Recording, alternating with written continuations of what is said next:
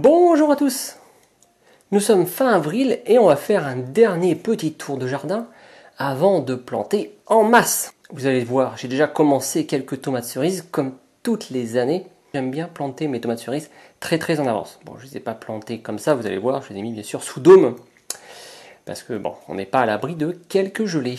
Allez, c'est parti pour un tour de jardin. On va commencer avec ce qui reste derrière ma baie vitrée. Donc des tomates. Ce sont les tomates de Séville. C'est les premières que j'avais faites, c'était mi-janvier. Elles sont très belles, elles ont bien résisté. Et j'ai vu qu'il y avait des fleurs qui allaient pas tarder à arriver. Donc sachant que je vais tout remettre en terre dans 2 semaines. Et puis cette année, mes patates douces ont super bien réussi. Voilà, elles rampent, elles aussi, mais ça, patates douces, il faut quand même pas mal de chaleur, ça va attendre, je pense, début juin. On verra. Ça ira dans les trous. Ça fera partie de mes semi-bouches-trous, entre guillemets. Mais elles ont vraiment bien réussi. Mes petites serres. Alors mes petites serres qui sont pleines, ça y est. Donc il y a des tomates, de toutes les grandeurs. Voilà, avec les plus grandes qui sont là. J'ai même enlevé un étage là pour qu'elles aient plus de place. Bon, ça va être grand temps de les mettre en terre. Bon, ça va patienter encore 2-3 semaines. Et mes courges, voilà, qui sont là aussi. Donc mes courgettes, mes red curry, courges de Siam. Et la dernière, c'est la butternut. Voilà, là encore, hop, les courges qui arrivent. Ça, c'est la courge de Siam, la 28. Un peu de roquette. Des betteraves. Ici, c'est d'autres courges, mais c'est pas pour moi. Et voilà, encore la salade derrière, là, que j'ai commencé à repiquer. Vous allez voir ça tout à l'heure. D'autres courges, les 31, c'est la Jack B. Little. Ces petites courges. Alors, ça, c'est pas pour mon jardin, c'est pour d'autres jardins. Et voilà, donc les serres sont vraiment pleines. Avec ces 2 serres, j'ai vraiment ce qu'il me faut. C'est vraiment mon outil essentiel. Il me reste quelques semis qui ont tardé à pousser. Donc ça, c'est la salade que je vais refaire aujourd'hui. Ça, c'est une patate douce que j'ai sortie. C'est une grosse patate douce que j'ai mis directement en terre, vu que déjà j'en ai pas mal. Et bon, même si elle est un peu froide, elle est bien repartie. Et je pense que je vais la mettre directement, comme ça, en pleine terre. Là, ce sont quelques dahlias. Ici, ma poire de terre. Donc une qui sort bien, 1, 2, 3, 4. Donc tout a très bien fonctionné. Donc en sachant, gérer des poires de terre, c'est pareil que gérer les dahlias. Exactement de la même façon. Et puis là, on a quelques bouteilles qui n'ont pas trop fonctionné, notamment la 28, donc la courge de Siam. Il y en a une qui est arrivée, j'en ai vu une autre qui va arriver. Mais bon, la graine est peut-être un peu vieille. Ah puis oui, quand même. Là, c'est mon pied d'aubergine de l'année dernière. Qui fait une aubergine ici, et qui va en faire une autre ici. Et une autre là-bas, j'avais pas vu. Une autre fleur ici. Pas mal. Et puis il est en train de repartir de partout. En passant à côté de mes réserves d'eau, eh bien j'ai quasiment plus rien. Enfin, du moins dans celle-là. Enfin, dans ces deux-là, parce qu'elles sont liées. Et oui, il n'a pas plu depuis très longtemps. Nous avons un anticyclone chez nous qui empêche les pluies. Alors c'est cool, mais bon, il y a quand même besoin un petit peu. Ma planche de framboisier, voilà, salade, poivron, j'ai remis des betteraves et des fraises et des oignons. Voilà, alors ça, celle-là, j'adore. Honnêtement, je ne pensais pas faire ça, j'ai fait ça vraiment à l'envie, comme à chaque fois. Et vraiment top. Vraiment top. Ça me plaît énormément de faire comme ça. Donc quasiment autant que mes buts. Elle est vraiment pleine et j'ai même mis des radis. Et elle est énorme. Ce qui est bien, c'est que quand j'arrose, j'arrose tout en même temps. Et ça fait pas de perte. Voilà. Donc là, les poivrons sont sous bouteille pour l'instant. Et le reste, ça pousse. Les framboisiers poussent, les fraises poussent. Bien sûr, il faut de l'eau. Normal. Mes nouvelles buts. Alors, je voulais faire une vidéo, j'ai pas eu le temps du tout de faire des vidéos là-dessus, sur les pommes de terre. Ici c'est les nouvelles buttes de pommes de terre perpétuelles. Voilà, donc ça cette fois elles sont nouvelles, mais c'est la dernière fois que j'en achète pour en planter. Donc pommes de terre. Puis bien sûr il y a toujours un peu de fèves. Il doit y avoir des oignons aussi, ou de l'ail. Et voilà, ça c'est parfait ça. Mes petites poules.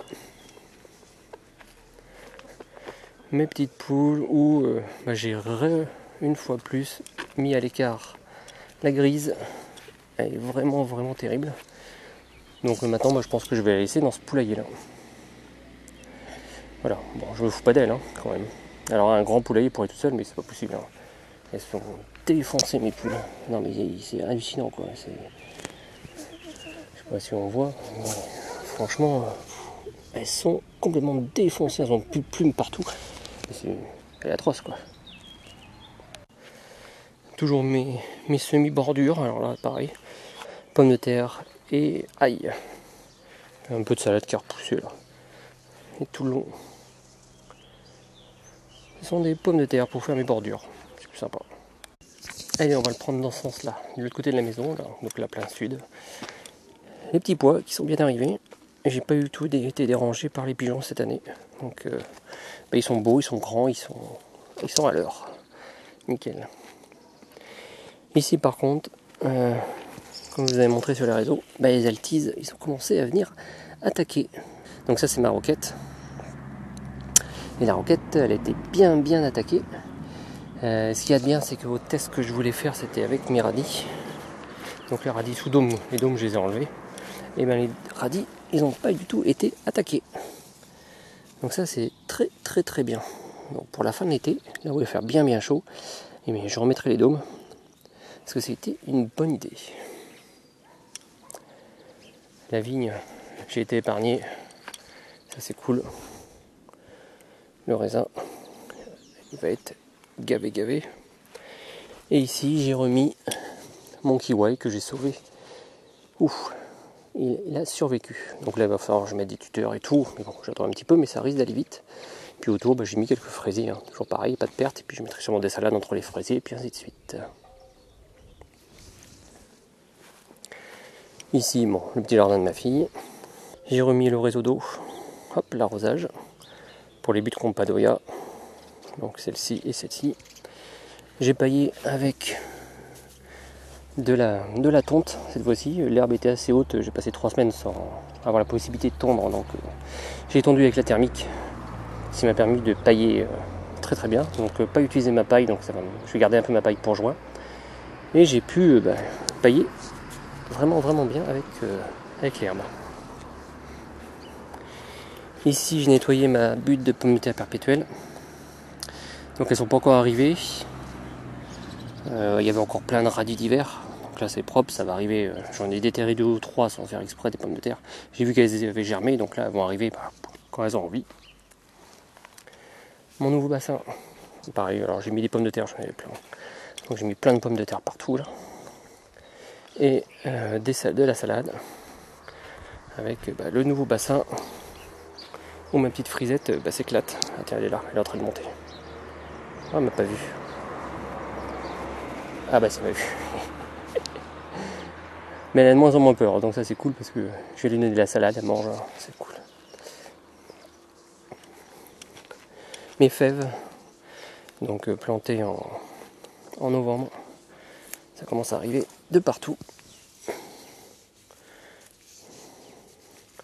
sont super belles, avec la blonde d'hiver derrière, qui va se finir.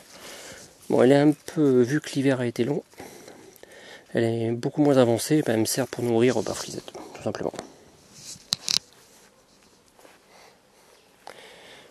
De ce côté-là, une vigne encore, elle aussi, qui a bien résisté, donc ça c'est cool.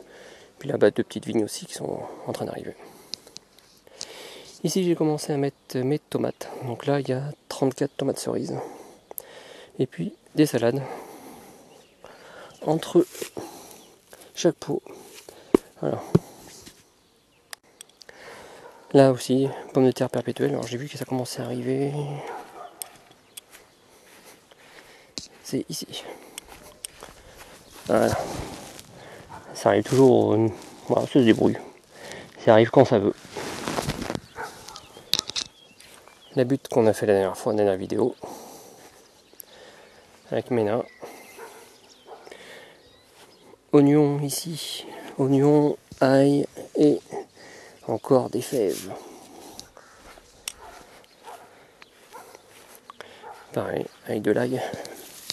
Très belle ail cette année. Et pareil, des fèves que l'on va pouvoir commencer à manger. Voilà, j'attends un peu qu'elle soit ferme. Et on va en déguster dans pas longtemps. Le cassissier en fleurs. Donc là aussi, ça c'est bon ça. Les topinambours qui sont vite sortis eux.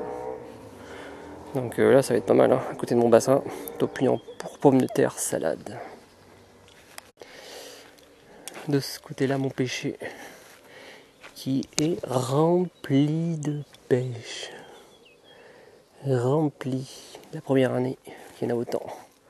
Bon, sauf s'il y a un coup de vent, un gros coup de gel ou un truc comme ça, pour l'instant, il en est gavé. Ici, ma table de marée. Je vous referai une vidéo spécialement sur ça, mais j'ai commencé à la remettre en fonction. Des petites buttes de pommes de terre noires. Donc là, ça arrive pas. C'est ici que j'ai vu que ça a commencé à arriver. Voilà. Ici, la dernière butte que j'ai créée, où j'ai mis aussi les systèmes d'arrosage. Des baies de mai qui étaient en fleurs, mais je ne sais pas si ça va donner quelque chose cette année, mais on verra bien. Et puis là, j'ai remis des tomates cerises avec de la salade autour, toujours hein, couvert de dôme ou de bouteille, pour protéger, parce que les nuits sont quand même assez fraîches. Elles sont pas froides, mais elles sont fraîches. Et voilà les amis pour ce petit tour de jardin. Alors toujours, hein, ne soyez pas trop pressés de semer en pleine terre, surtout sans dôme ou sans couverture, sans tunnel. Parce que les nuits sont quand même assez froides, on parle toujours des seins de glace, même si depuis quelques années, j'avoue que c'est plus ou moins vrai, c'est un coup de bol. Moi ce que je fais attention, c'est surtout le sureau. Du moment où le sureau est en fleurs, c'est quasiment sûr qu'il y a quasiment plus de grosses gelées. Là on va attendre 2-3 semaines et on va planter massivement. Je dis pas qu'entre temps, j'irai mettre peut-être quelques courges directement en pleine terre, toujours sous dôme ou sous bouteille. On plantera vraiment en masse que mi-mai et pas avant. Voilà les amis, je vous souhaite un bon week-end et à bientôt.